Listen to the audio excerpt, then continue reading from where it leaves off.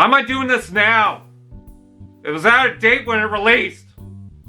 Why am I mad? I made the choice. You know there's dedicated fans when the legendary Optimus Prime spends half a film dead and people still get excited for him. Optimus Prime is the commander of the Autobots, or the violent maniac used when Bay gets all excited. When Studio Series kicked off, of course it needed an Optimus Prime within the line. The series focused mostly on the first 3 films before it became all messy, and so they brought it in based on the Revenge of the Fallen film specifically. Optimus Prime, of course, transforms into the classic long-nosed truck from the original movies, and of course they would start Studio Series with this, considering Megatron was also based on Revenge of the Fallen, and we had just got out of the night design. The toy in particular seems based on the forest fight scene, which was a much more gloomier setting and probably the most watchable scene, so that explains its darker tones with a faded metallic lip gloss like red and sparkly dark blue colors. The gray also matches with it being incredibly dark, especially compared to Megatron, but was the plan to have Optimus already dead? Its faded colors are about as depressing as Prime's death in G1.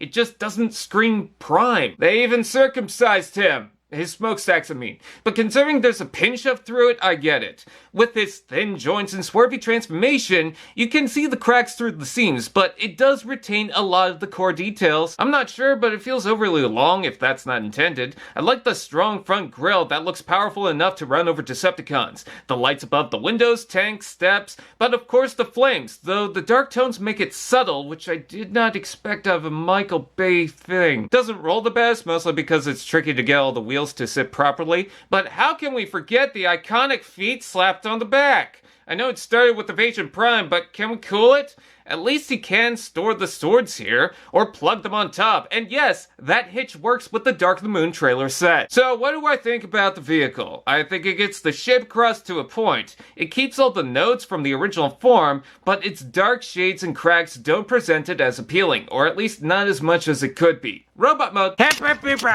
The transformation is finicky. I find it slightly easier to manage than the regular first and third movie version, but with all the thin joints and panels weaving around each other, it's a miracle nothing has cracked so far. I get why people are put off the dark colors, the wide chest that gives Kylo a run for his money, the black hinges. Standing there, you really see it, but as soon as I put him in a pose, issues magically disappear. It looks so badass. Just wait till we get to the blades. It still has the iconic features, the windows over the chest that Age of Extinction neglected, tire hips, grilled torso, 2 toes, and funny enough, the wheels get the complete frame wrapped around it better than the others. It's still weird that the TF2 Prime is the one that doesn't connect to Jetfire.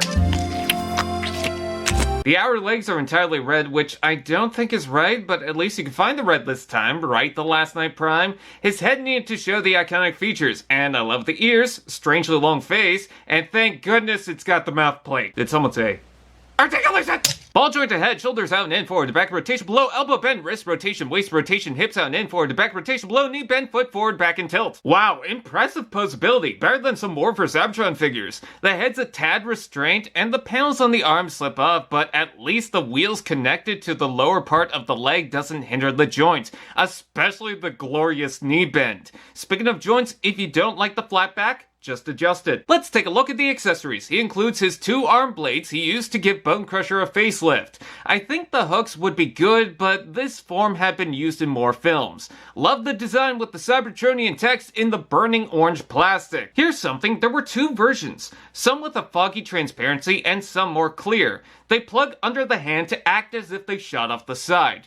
This is a benefit over the other 2 primes that don't have it, but they can still use them. You could store them like a fiery cape or up just to look pissed. Check this out though, he's got knife kicks. I will admit this is not a perfect Optimus Prime. A lot of things could have been reworked and fixed. We know that because they did fix a lot of things later on. But with the blades, it poses so incredibly well that I don't have regrets buying this. Now keep in mind I did get the Dark of the Moon version, but mainly to combine with Jetfire and for all the gear included. Perhaps the colors could have been brighter, but otherwise, this is not really a bad Prime that perhaps got lost for a lot of people. Also, if I didn't get him, I'd think he'd cut my face off and wear it.